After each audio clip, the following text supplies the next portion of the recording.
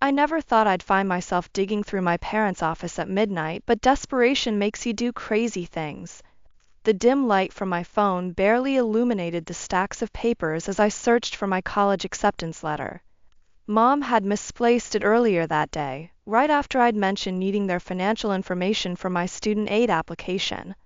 My name is Cal, and until tonight I'd been the perfect daughter, quiet, obedient, and painfully invisible next to my golden boy brother Jasper.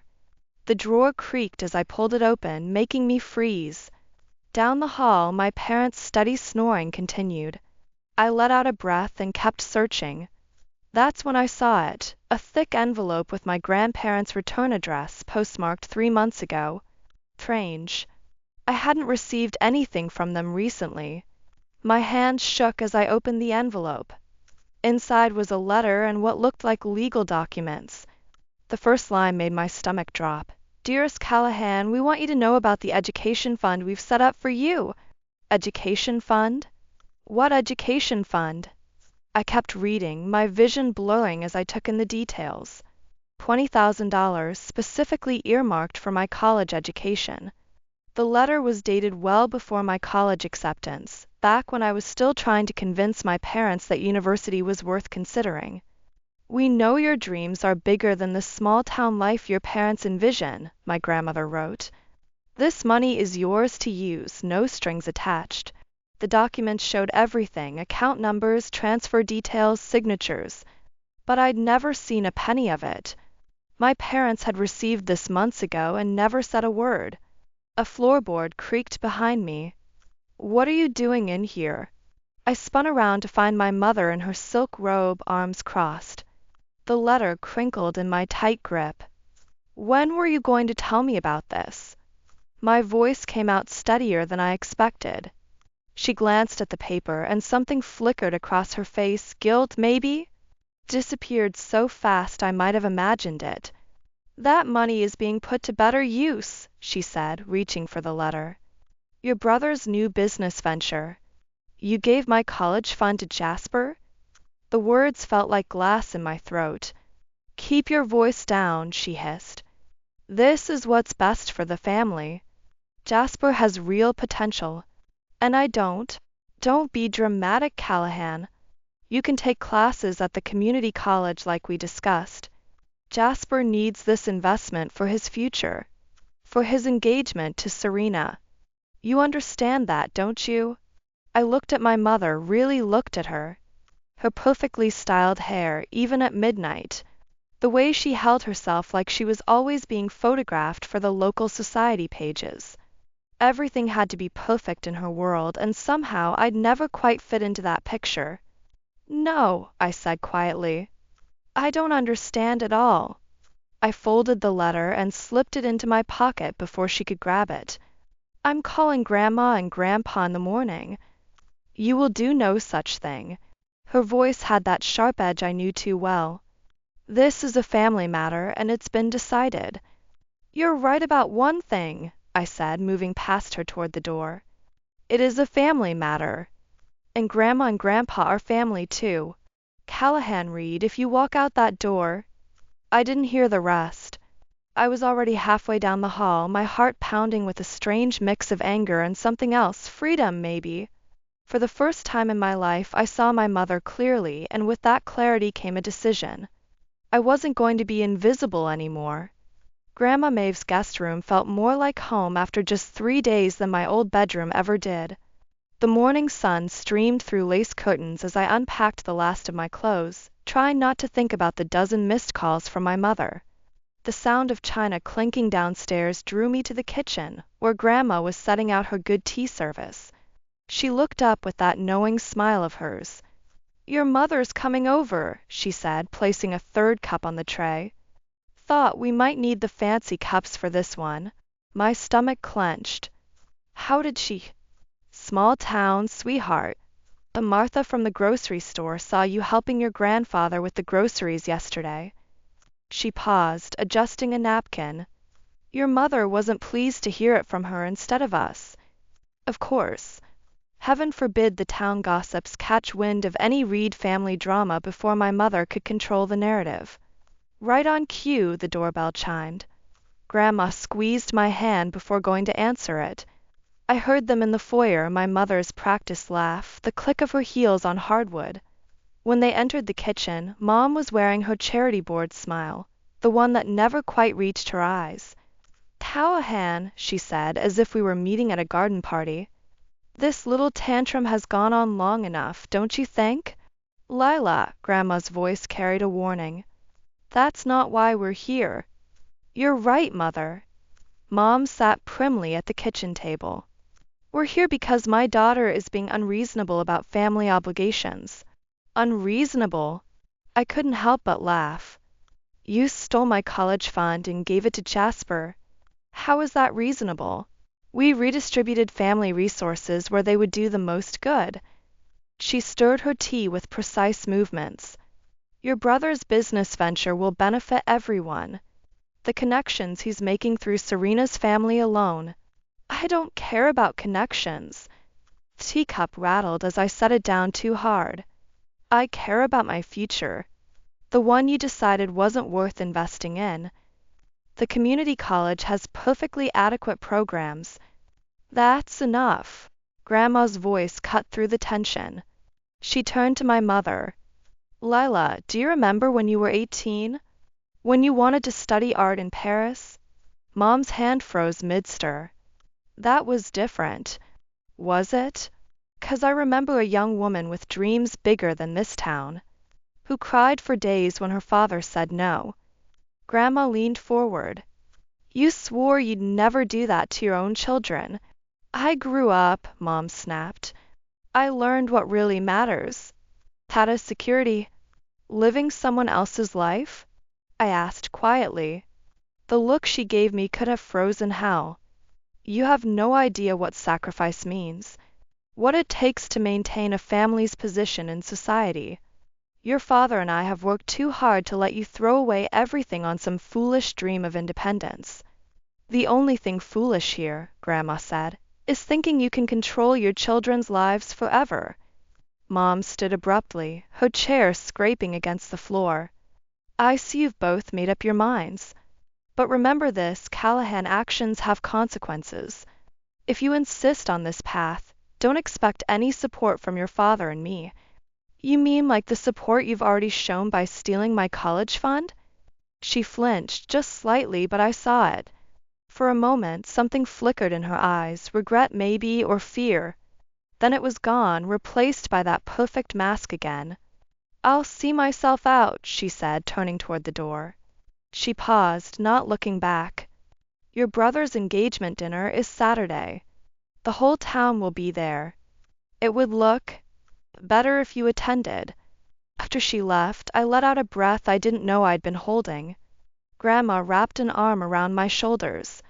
"Well," she said, "that went about as well as expected." "I don't understand her," I whispered. "How can she just? Your mother lost herself a long time ago, trying to be what everyone else wanted." Grandma picked up the untouched teacups. "The question is, are you ready to fight for who you want to be?" I thought about the engagement dinner, about facing the whole town while playing happy families, about Jasper, who probably had no idea what our parents had done. "Yes," I said, "I think I am." Country club ballrooms sparkled with champagne flutes and fake smiles. I adjusted my thrift store dress, feeling like an imposter among the designer labels and pearl necklaces. Jasper's engagement dinner was exactly the kind of event my mother lived for, all surface shine and strategic social positioning. "Cal!" Jasper's voice cut through the murmur of conversation. He weaved through the crowd, Serena by his side. "You came." "Wouldn't miss it," I lied, accepting his hug. Close, I noticed the shadows under his eyes, poorly concealed. Serena squeezed my hand. "I'm so glad you're here. Jasper's been worried sick since you left home." Before I could respond, Mom materialized beside us, perfect smile firmly in place. "Darling, the Walshes want to discuss the wedding venue." "And Callahan," her voice cooled several degrees, "your father needs a word." Dad waited by the bar, nursing what I knew wouldn't be his first scotch of the evening. His shoulders were tight under his expensive suit. The prodigal daughter returns, he said, not looking at me. Dad, your mother tells me you're being difficult about the wedding arrangements. I blinked. What arrangements? Don't play dumb, Callahan. The loan paperwork needs your signature. The Walshes are contributing significantly, but we need to match their investment to maintain appearances. What loan paperwork? He finally turned to me, irritation clear in his expression. The papers we discussed last week about using your trust fund as collateral. Your mother said she explained everything. The room tilted slightly. My trust fund? The one Grandma and Grandpa set up for my education? The one you and Mom already gave to Jasper? Dad's face reddened. Keep your voice down. This isn't the place. When is the place? My voice shook. When you forged my signature. When you've stolen even more of my future. Everything we do is for this family's future, he hissed. Your brother's marriage to Serena will secure our position. Your position, I corrected. Not mine. Never mine. A sharp laugh escaped me, drawing curious glances from nearby guests. You know what's funny? I came tonight hoping there was still something worth saving. But you're still trying to take what little I have left. You're being melodramatic. Is everything all right? Jasper appeared beside us, frowning. Perfect timing, I said, turning to my brother. Did you know about my trust fund? The one funding your new business? Jasper's confusion seemed genuine. What trust fund? The education fund from Grandma and Grandpa. Mom and Dad redirected it to your business venture months ago. And now they want me to take out a loan for your wedding. Color drained from Jasper's face. He turned to our father. Dad, this isn't the time or place. When is? I demanded again, louder this time. Heads turned. Mom appeared, panic flickering behind her perfect mask. Callahan, you're making a scene. No, Mother. I'm finally speaking up. I faced the growing crowd of onlookers. You want to talk about family obligations? Let's talk about how you stole my college fund. How you're trying to force me into debt for a wedding I can't afford. How everything in this family revolves around keeping up appearances while you tear us apart from the inside.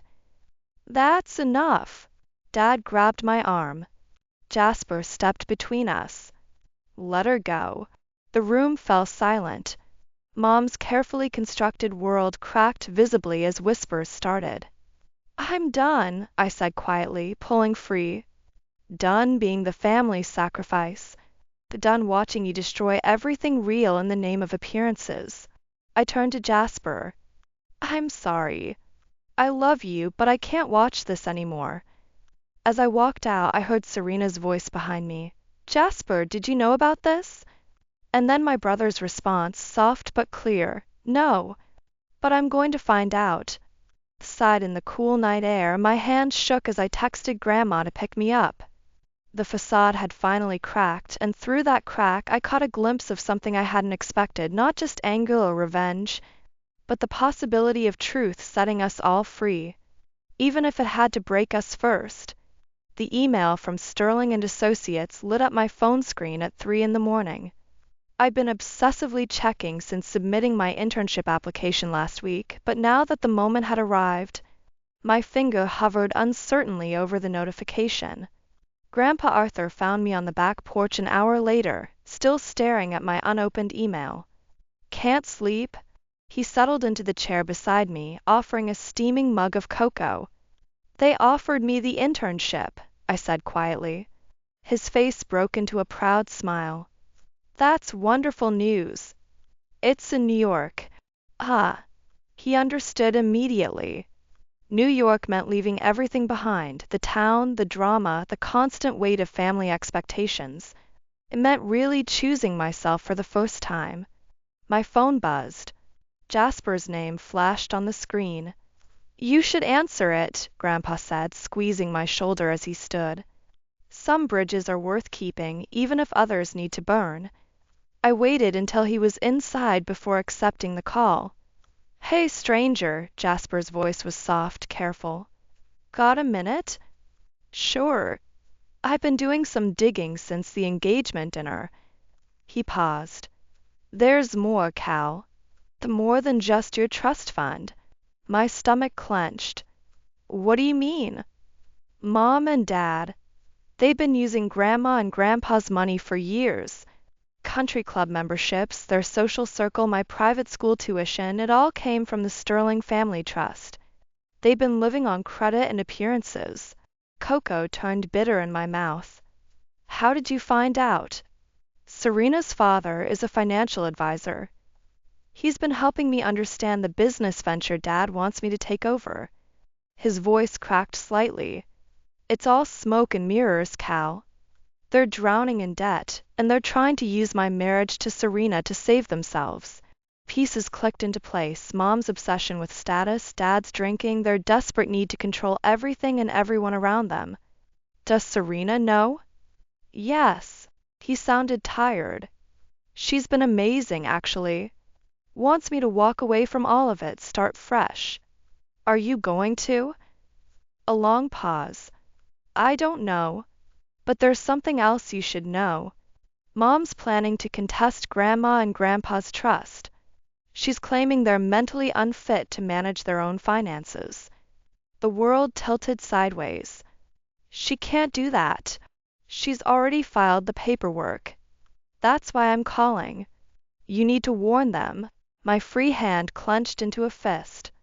When? The hearing's next week. Cal, I'm so sorry. I should have seen what they were doing sooner. The unopened email seemed to pulse on my screen. New York suddenly felt like both an escape and an abandonment. What are you going to do? I asked. I don't know, he repeated. But whatever happens, I want you to know I'm on your side this time. Really on your side. After we hung up, I finally opened the email. The internship offer was everything I dreamed of: prestigious firm, excellent pay, potential for permanent position after graduation. My ticket out. But Grandma and Grandpa's faces flashed in my mind. They'd taken me in, supported my dreams, given me back my sense of worth. And now my mother was trying to destroy them too. My fingers moved across the screen, typing out a response to Sterling and Associates. Thank you for the incredible opportunity. I need to request a delayed start date of 3 weeks. The sun was rising when Grandma found me still on the porch. One look at my face and she knew something was wrong. What is it, sweetheart? We need to talk, I said, standing up. All of us. And then we need to call a lawyer. She studied me for a long moment, then nodded. I'll put on some coffee. This sounds like a conversation that needs caffeine. As she turned to go inside, I caught her arm. Grandma, thank you for everything. She smiled, but her eyes were sad. Family protects family, dear. The real kind of family, not the kind that just looks good in photographs. I looked down at my phone one last time, at the acceptance email in Jasper's text thread. Sometimes choosing yourself means choosing who to fight for. And sometimes revenge isn't about getting even, it's about getting free. Courthouse steps felt endless as I climbed them beside our lawyer, Sarah Chen. My mother's accusations of mental incompetence against my grandparents had spread through town like wildfire, exactly as she'd planned. Now everyone was choosing sides. Remember, Sarah said, adjusting her briefcase, let me do the talking. Your mother's lawyer will try to provoke an emotional response. Inside, Mom sat with her perfectly styled hair and designer suit, looking more like she was attending a charity luncheon than trying to destroy her own parents. Dad slouched beside her, already showing signs of a hangover. Grandma and Grandpa walked in with quiet dignity, holding hands. The sight of them made my throat tight. All rise, the bailiff called. The hearing started with Mom's lawyer painting a picture of elderly confusion and financial mismanagement. He presented bank statements showing large withdrawals, my college fund, conveniently omitting that my parents had redirected it to Jasper's business. Then came the character assassination. We have multiple witnesses, Mom's lawyer declared. Who can testify to Callahan Reed's manipulation of her grandparents, taking advantage of their declining faculties for her own financial gain? My hands clenched under the table. Sarah touched my arm in warning. Furthermore, he continued, Mrs. Reed has evidence that her daughter has a history of emotional instability and poor decision-making. A manila envelope appeared. Inside were printouts of private text messages between Jasper and me discussing our parents' financial schemes. Messages I thought were secure. Mom's face remained perfectly composed, but I caught the slight upturn of her lips. She'd been monitoring our phones all along. The judge reviewed the documents while my stomach churned. Then he asked the question that changed everything. Where is Jasper Reed? These messages indicate he has relevant testimony. My son is unavailable, Your Honor, Mom said smoothly. He's focused on his upcoming wedding and new business venture. Courthouse doors opened. Actually, Jasper's voice rang out, I'm right here. He walked in with Serena beside him, both in professional attire. Mom's mask cracked for the first time as her golden child approached the bench. Your Honor, Jasper said, I have documentation proving that my parents have been systematically draining my grandparents' accounts for years, using the money to maintain their social status while accumulating massive debt. Mom's lawyer jumped up. Objection. This is irrelevant to the competency hearing. I'll allow it, the judge said, studying the new papers Jasper presented. I watched my mother's face as her carefully constructed world began to crumble. Her eyes darted between Jasper and me, calculating, searching for control. Jasper, she said, her voice honey-sweet, sweetheart, you don't understand the complexity. I understand perfectly, he cut her off. I understand how you manipulated all of us, how you're trying to declare your own parents incompetent to cover up your financial fraud, how you monitored our phones and used our private conversations against us. The judge cleared his throat. Mrs. Reed, these allegations are serious. If verified, they could result in criminal charges. Mom stood abruptly. This is ridiculous. Everything I've done has been for this family. To maintain our position, our respect. No, I said, finally finding my voice. It was for your position, your respect, and you were willing to destroy everyone else to keep it. She turned to me, eyes blazing. You ungrateful little. That's enough, the judge interrupted. Based on the evidence presented, I'm dismissing the competency petition. Furthermore, I'm ordering a full investigation into the financial allegations. Mrs. Reed, Mr. Reed, I suggest you retain criminal defense counsel. As security approached my parents, Mom's perfect mask shattered completely. You'll regret this, she hissed at me. Both of you will regret choosing them over family. No, Mother, Jasper said quietly. We're choosing real family over appearances. There's a difference. Side, standing between my brother and my grandparents, I watched my parents being led to separate police cars. The victory felt hollow, tasting more like ashes than justice. You okay? Jasper asked. I looked at my phone, at the delayed internship acceptance, still waiting for a final answer. I will be. We all will be. Sometimes winning means losing everything you thought you needed, only to find what you really wanted was there all along. The bail hearing was set for Thursday, but Mom managed to get released early. Money talks, even when you're being investigated for financial fraud. I shouldn't have been surprised to find her waiting in Grandma's kitchen Tuesday morning, perfectly composed in her Chanel suit. We need to discuss the wedding, she said, as if the past week hadn't happened. Grandma stood protectively beside me. Lila, you shouldn't be here. It's my daughter's wedding, Mom replied smoothly. Of course I should be here. I'm not getting married, I said, confused. Her smile turned sharp. No, dear. Jasper's wedding. Though I suppose you wouldn't know the details since you've been so preoccupied with destroying our family. She pulled out a thick folder and placed it on the kitchen table. These are the loan documents you signed last year. The ones funding the wedding venue, the catering, everything. I never signed anything. Really? She spread out several papers, each bearing my signature. The bank seems to think otherwise. My blood ran cold as I examined the documents.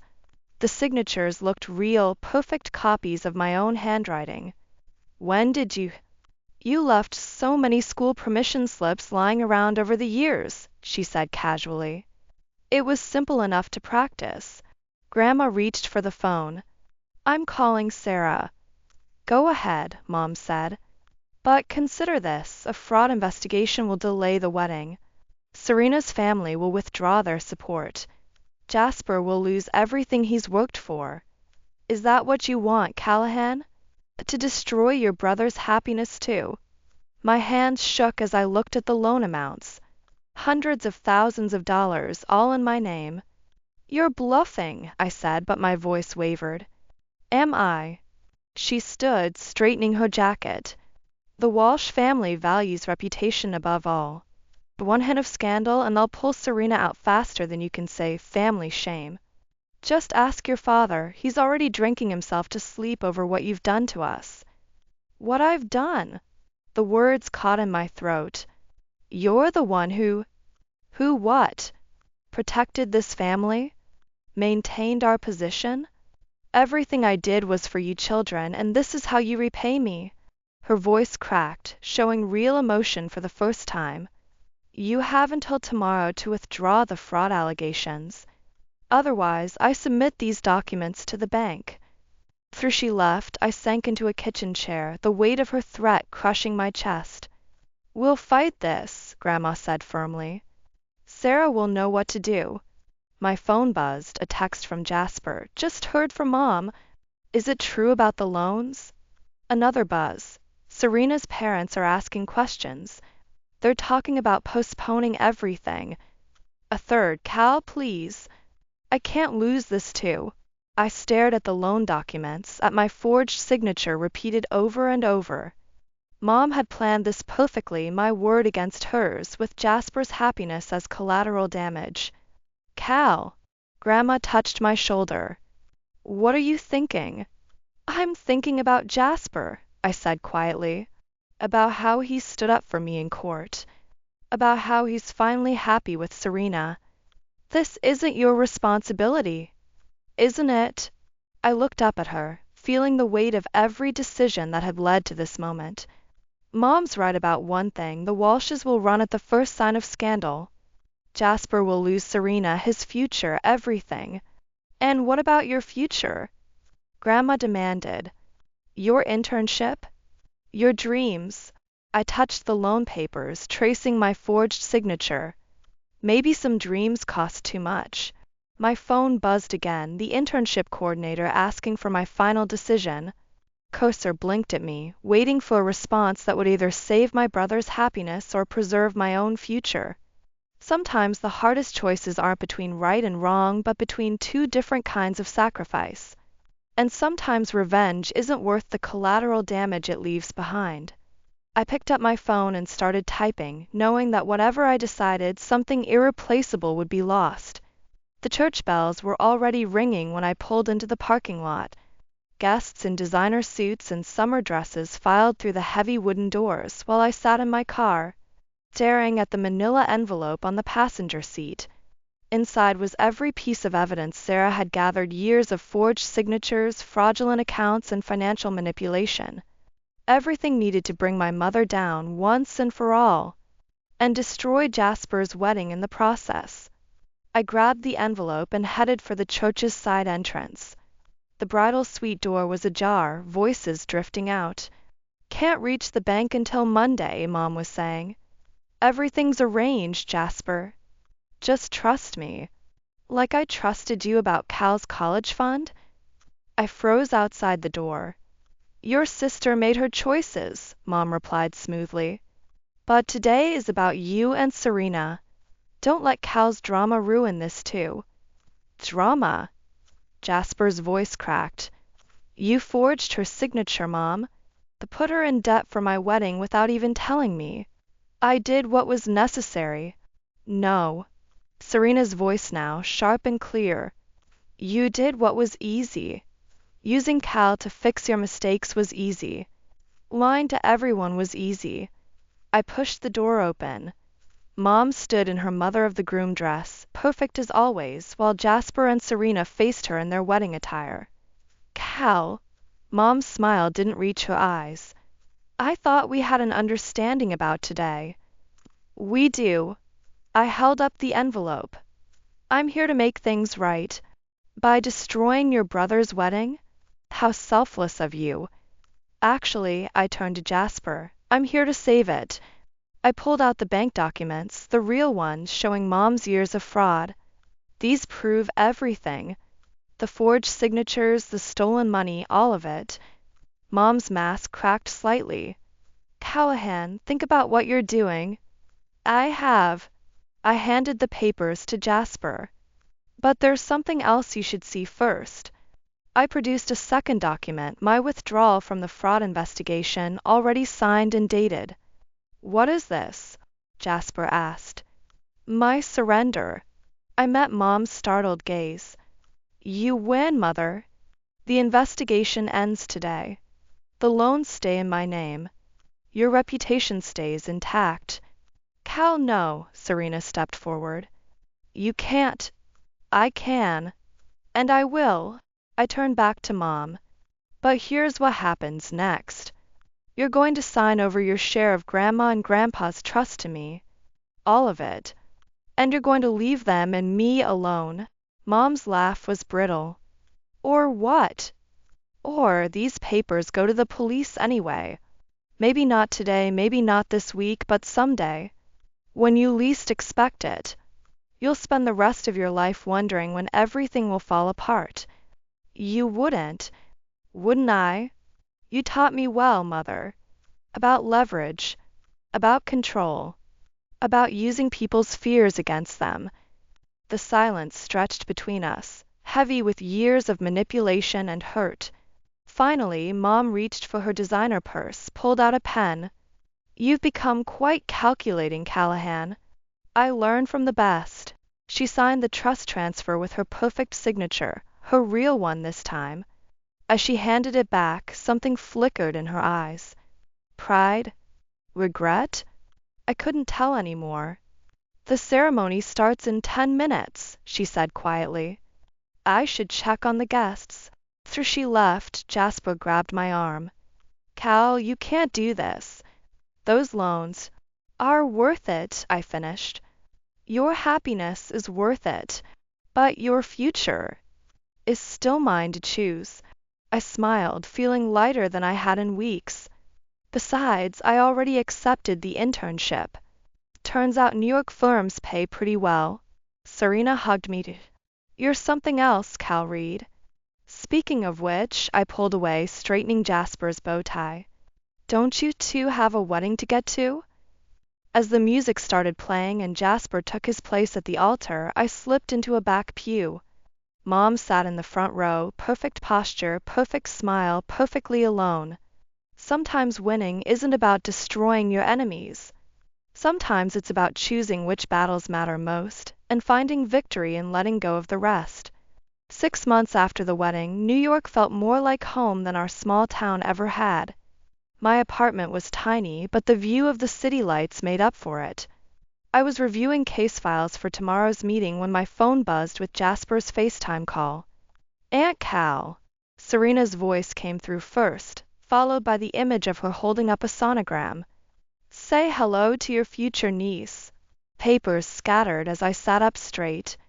A girl? When did you find out? This morning. Jasper appeared beside her, grinning.